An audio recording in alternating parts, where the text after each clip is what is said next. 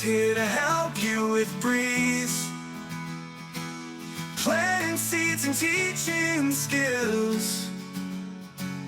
Teachers turn schoolyards to dreams. Who hates school gardens with ease? Hello and welcome to School Gardens with Ease podcast. I'm your host, Leila Mireskandari, and this is episode number 27. If you've been following me for a while, you might have noticed that my main program offers are seasonal, meaning they are not all the time open all year round. Yes, small guides here and there, those are all there at all times, but my main programs that help you actually grow school gardens are not. And I'm sure that you agree that that makes sense for a gardening coach. We grow gardens, which means that we have to work with nature, which means we have to work with seasons. If you are a teacher who wants to teach a garden into existence, or you're a parent who wants to support a school garden happening, seasons have to actually matter to you more than it matters to an average person. If you haven't been paying attention to seasons, maybe you should. I still see teachers grow plants at the wrong time of year, and that still puts my brain into a glitch. I just can't get used to the pain of that. Growing food is not difficult, no, but it doesn't mean that you can do whatever, whenever, and expect good results. Leila said it was easy. Yes, it's not rocket science, but there are a few things that you have to pay attention to. One of them is the weather, and that applies even if you're growing indoors. Unless you have special indoor growing equipment such as, grow lights and automated timers and proper heating and proper airflow fans and things like that, that can help you mimic the weather of spring and summer, you have to pay attention to the seasons. Growing tomato seeds in the middle of fall, right about now, is not right. If you want to be beyond the lesson of, seeds and germination and actually talk about growing food, you got to think about the future of those plants that you are growing. Are they going to be planted outside in the middle of winter? Unless you are teaching in a very warm climate, and I'm talking Australian warm climate, then the answer is no. So there is no point in growing tomato seeds now. And you might say, of course there's a point. I'm teaching kids about seeds and germination and all of that. Or you might be actually doing an experiment with soil and you want to see the difference of growth, the growth factor of different types of soils in the seeds and all that. You're running a science experiment. Okay, but why do you have to do that in the middle of fall or winter? Why can't you do it in spring when those poor plants, tomato plants or bean plants, actually have a chance of having someone to plant them somewhere in some sort of garden and live a healthy life? Same thing applies to those bean seeds that you teachers are such big fans of. Don't do it in the wrong time of year. Let's think about caring for the plants all the way to the end of their lives and not use and exploit them just to teach a lesson or two about seeds or germination or soil and experiment and we're done with them. Because then, yes, you teach that lesson, but on top of that, you're teaching an inevitable lesson of neglect and carelessness because you didn't care to check the weather. It's like getting a pet as a companion to your child and then neglecting to feed that pet. It was better for that child to be alone than watch their pet die out of starvation. Now, maybe that's a little too dramatic, but I've seen kids getting really, really upset about their bean plant shriveling and dying in the corner of the room at home. And all you need to do to avoid this mistake is to check for the timing according to the seasons. That's why seasons are so important. And that's super easy with websites such as growveg.com. The link, again, I'll put it in. And no, I don't get any kickbacks from them. That's why if you look on my website now in the middle of November, you will see my offer for a fall and winter program. And you will also see a wait list about an upcoming free webinar about planning, growing a food garden in spring.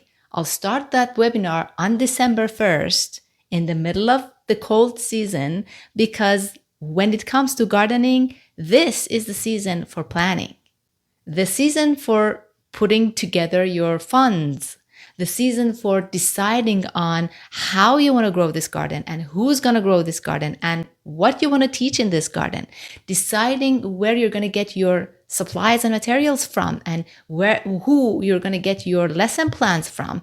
Obviously, I recommend my Oasis programs for those lesson plans, but even if you're doing it yourself and doing your own thing, actually, no, I changed that.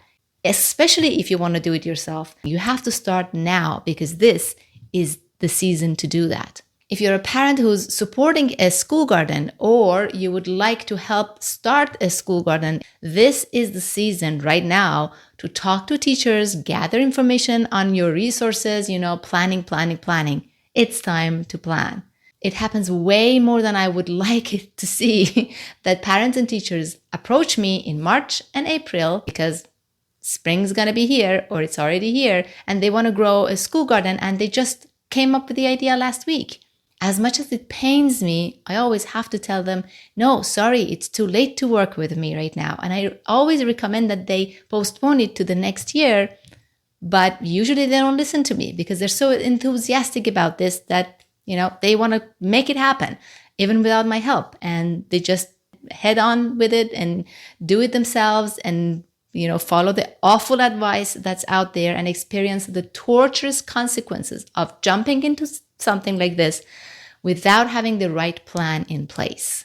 And you might be saying, Leila, didn't they come to you? Why did you, turn them away when you knew that they needed your help? Well, simply because no matter how much enthusiasm is in your group about this idea, if it's too late, it's too late. It's too late. And I can't even help you when it's too late. The seasons aren't going to wait for you to get to your act together. It's going to roll over again and again every year. And it doesn't matter if you're prepared or planned for it or not. Seasons are super important when it comes to gardening. And fall and winter are the seasons for planning. Spring is the season for action.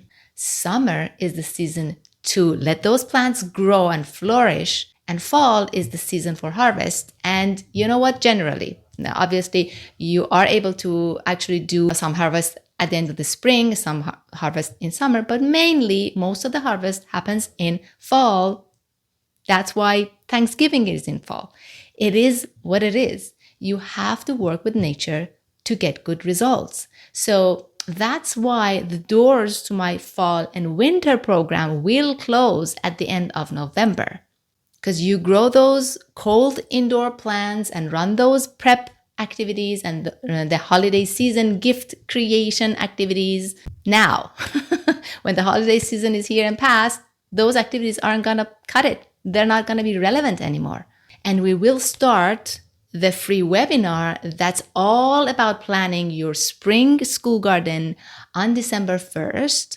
But again, planning season ends before the spring is here. And that's when we close that webinar, mid-February, and really get into working with those of you who have done the prep work and have enrolled in our programs. Those are the people who I can help.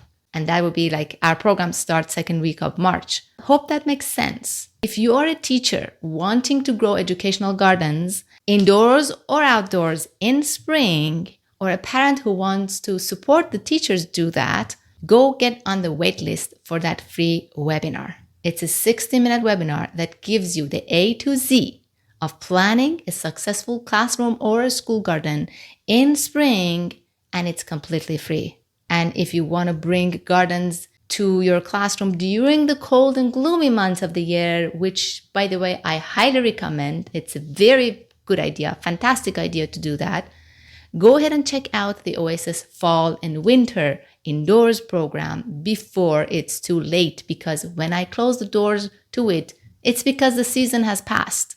Let's time this well according to the natural seasonal cycles, because that's what we want to teach our, next generation too, right? Working with nature. Links to all that I just talked about are in the show notes. Go check them out and reach out if you want to work with me now, like right about now. Please don't be one of those people who I have to turn away in spring. Reach out now, because when spring is here, it's too late to start talking about it. The time to talk about it is now. And if you found this episode later in spring and summer, go and get you on the wait list for next year. Be patient so that we can do this properly for you with the right planning and prep work in place. I'll talk to you next week in another episode.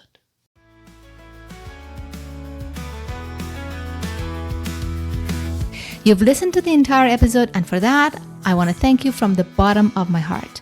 I hope you enjoyed it, and if you did, please leave me a review on Apple Podcasts and Spotify, and please share this episode with other teachers who might be interested in this topic. See you next week for a new episode.